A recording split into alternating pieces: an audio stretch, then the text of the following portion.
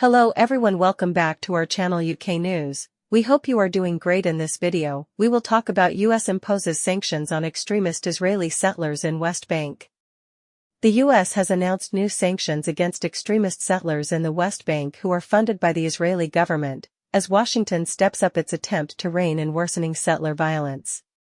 The new measures drew a sharp response from the Prime Minister, Benjamin Netanyahu, whose office said it viewed them with utmost severity and that the issue was under pointed discussion with Washington. The sanctions target one organization and one individual with long involvement in the intimidation of Palestinians, with the aim of seizing their land. The U.S. Treasury has made them specially designated nationals, which means their assets are blocked and U.S. citizens and companies are prohibited from dealing with them. The targeted group was HaShomer Yash, which provides security for illegal settler outposts, including some which have already been sanctioned by the U.S. The group has been particularly active in the South Hebron Hills, at the southern end of the West Bank, which has been a focus of Israeli settler violence against local Bedouin inhabitants. After all 250 Palestinian residents of Kirbet Zanuta, a village at the center of the struggle for land, were forced to leave in late January, HaShomer Yash volunteers fenced off the village to prevent the residents from returning, the U.S. State Department spokesperson, Matthew Miller, said in a statement. HaShomer Yash is officially a non-government organization, but it has been funded and supported in recent years by Benjamin Netanyahu's right-wing coalition. The targeted individual in Wednesday's sanctions was Yitzhak Levi Filant, the security coordinator at Yitzhar settlement, just south of Nablus. He, like other settler security coordinators, draws a salary directly from the Israeli Defense Ministry.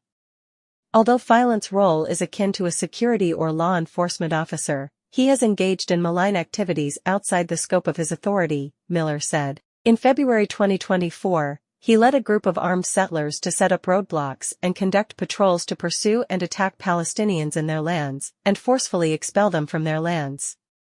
Netanyahu's office issued a terse and critical response on Wednesday night, saying, Israel views with utmost severity the imposition of sanctions on citizens of Israel. The issue is an appointed discussion with the U.S. The sanctions will make it hard for the Israeli government to continue to pay Filant or fund HaShomer Yash without violating U.S. sanctions, and will cut off direct funding from right-wing supporters in the U.S. The new sanctions reflect mounting frustration in the Biden administration about the Netanyahu government's failure to contain settler violence, and the frustration is not confined to Washington. In a letter published last week, the head of Israel's Shin Bet security agency, Ronen Bar, wrote to Netanyahu and some of his ministers to warn them that violence by settlers, hilltop youth, unrestrained by the state, constituted terrorism, and represented a severe national security threat because it was likely to drive a cycle of violence. The U.S. measures were announced a few hours after the Israel Defense Forces, IDF, carried out raids against Palestinian militants in the West Bank, where Bar argued one of the drivers of Palestinian radicalization was the surge in settler violence since the start of the Gaza war in October last year.